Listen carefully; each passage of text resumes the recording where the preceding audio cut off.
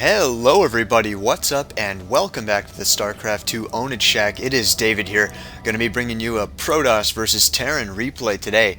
And when I saw this replay up on the site sc2rep.com, I pretty much did something that I don't think I'm actually going to say right now, but I was very excited. Let's just put it that way. oGsMC is going to be our Protoss player, and if you don't know who this is, well, he's the winner of one of the GSLs, probably one of the best Protoss players in the world, maybe the best Protoss player in the world. He is wicked sick, absolutely crazy, 3,800 in the Masters League, and he's of course a Korean player with the team oGs, as I said. Now his opponent is going to be Butteryfly, the Terran player down here at the bottom left position.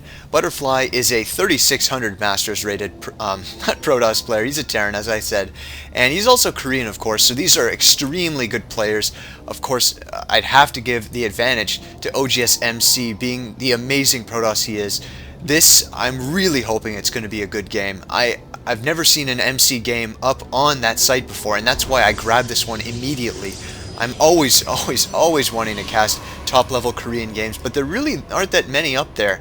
Now, just a little information on MC, besides what I said already, is he actually lost to Jinro in the last GSL. Now, of course, I'm one for Jinro winning any day, but what an epic series. Probably my, well, it wasn't really a series, but 2 games in the round of 16. If you haven't watched those games, that is honestly the $10 was worth those 2 games themselves, because they were so good. Jinro showed amazing play. oGsMC was very good as well.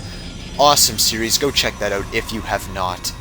Now let's just jump right into this. Looks like MC is going to be opening very standard here. Gateway coming down, followed by this gas, and looks like the core are going to be going down a little bit earlier than some people get it, but nothing big at all. Meanwhile, looks like Butteryfly is going to be rallying his Marine over to the ramp where he has put his first supply depot. So, you know, maybe he is going to be going for some higher tech. This could be used for some wall off later if he puts a bunker down there. You never know. Of course, putting your barracks back here actually makes it so it's a little bit more, well, unscoutable by your opponent.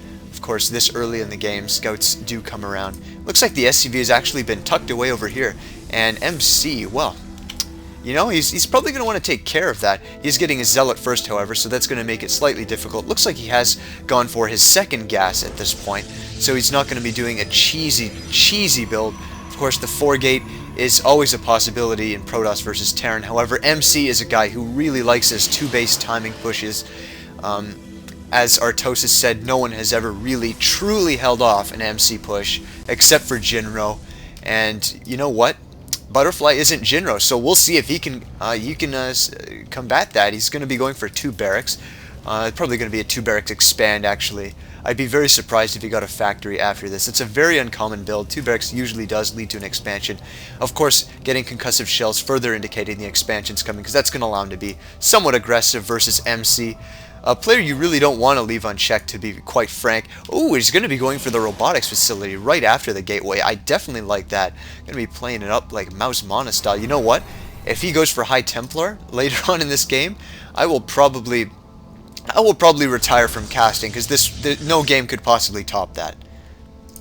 Looks like we do have some Marines heading around, going to be checking for some proxy pylons. Always a very wise thing to do. We don't have an expansion quite yet, but oh, looks like we're going to be going for a second refinery, so no expansion. Probably going to be going for that factory after all to get some higher tech going for our Terran player. He's already got Stim on the way, so we could see a very strong Stim timing push.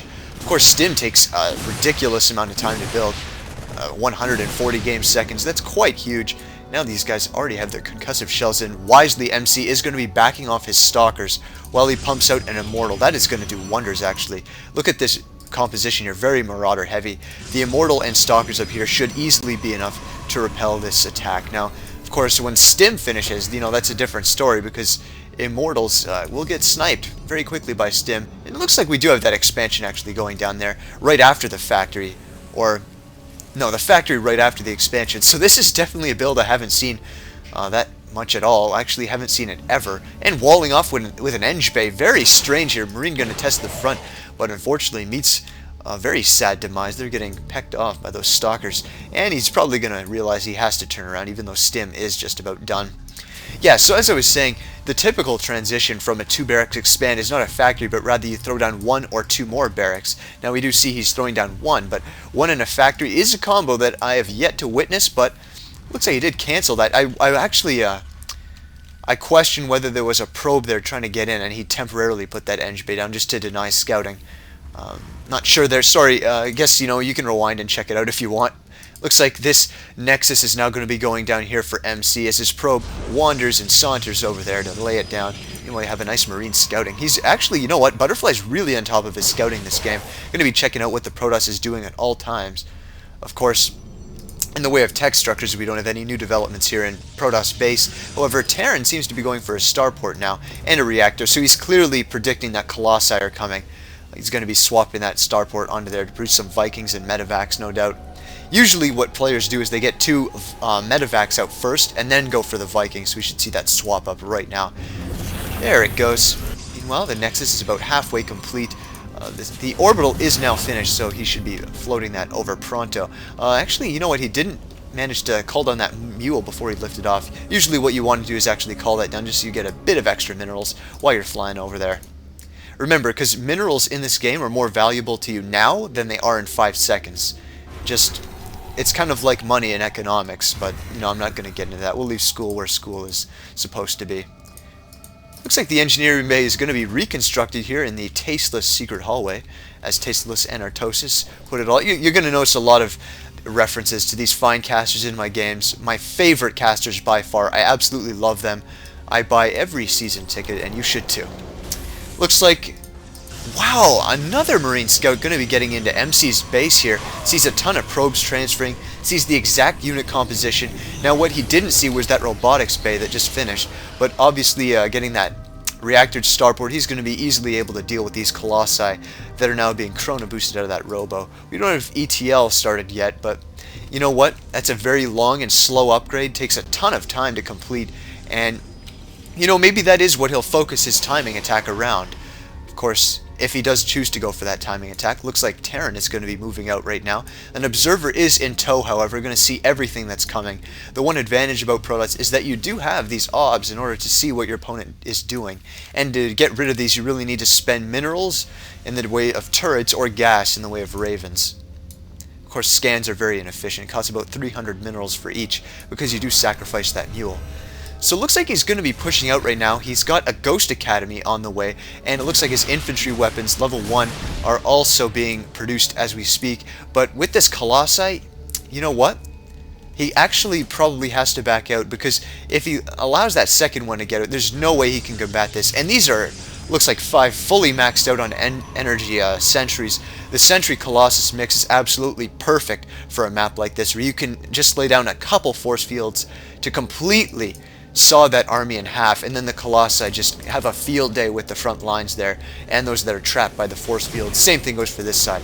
So really, this unit composition is going to do extremely well, and that is why we should see Vikings on the way very soon, as well as Ghosts. So he's really going for a lot of tech right now. Going to be salvaging his bunkers as well, but I think Butterfly might actually have to expand here if he wants to produce Ghosts as well as Vikings. Usually we see one or the other, and making both of those units at the same time, you might not have enough gas for that. We see right now that gas is the limiting factor for him. Looks like MC's breaking these down. Maybe has plans to expand in the near future. Right now, looks like we have a Twilight Council as well. Where's that going down? Looks like it's right there. So, you know what? Maybe I'll get my wish of seeing, the High Templar, but probably not. Most likely going to be using that for Blink and Charge, since he does seem to have quite a few stalkers. Looks like he's actually very worried about some Banshee or drop harassment right now, and you know what, very reasonable that he should be. Terran players always do those kind of shenanigans, so it's nice to see him staying on top of that. Oh my god, he is going for a Templar Archives.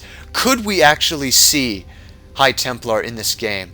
I would be extremely happy. I really hope he's not gonna go for well, I mean, what else could it be, right? It's got to be those High Templars, so I'm really happy about that. Oh my god, he stopped Colossus production altogether right now. The thing that Terran has going for him right now, Butterfly invested in this Ghost. Now, it looks like he only has one for now, but because he already has the Academy up, and I don't know if he got those upgrades or not, let me just check that out. No upgrades yet, but because he already has that out, he can easily tech switch into more ghosts to deal with these High Templar, so that's great. Now, a Templar Colossus mix, wow, this is going to be very strong actually, and it looks like you might hit the timing for his push perfectly when that Psionic Storm finishes. We haven't seen a ton of battles yet, or really none at all so far in this game, as an expansion is put down for the Protoss player. Looks like Butterfly is going to be clearing out his rocks as well and gearing up to expansion, see an orbital, a command center being placed down there pretty soon. Doesn't look like it's going to happen quite yet, but that should happen in the near future. Meanwhile, I have Blink now researched. Psionic Storm is just about done. Does take quite a long amount of time, as we can see, 110 seconds there. But do we have any High Templar on the field yet? Looks like we have only 2 for now. But, you know, he's getting the Kaidaran amulet, so it definitely looks like he wants to stick with them. And you know what? Terran really has to conserve those ghosts. Oh, but a beautiful EMP just goes off on a huge clump of sentries right there. Devastating EMPs. Oh my god. He completely mops up all of the tech of oGsMC with those EMPs. And now the Marauders should tear through these Stalkers. Actually, oGsMC wisely backs out there. Marauders are trying to pursue with Stim. But wow, that was impressive. EMPs, a ton of people are going to be calling OP on that. And he's going to hit the Nexus.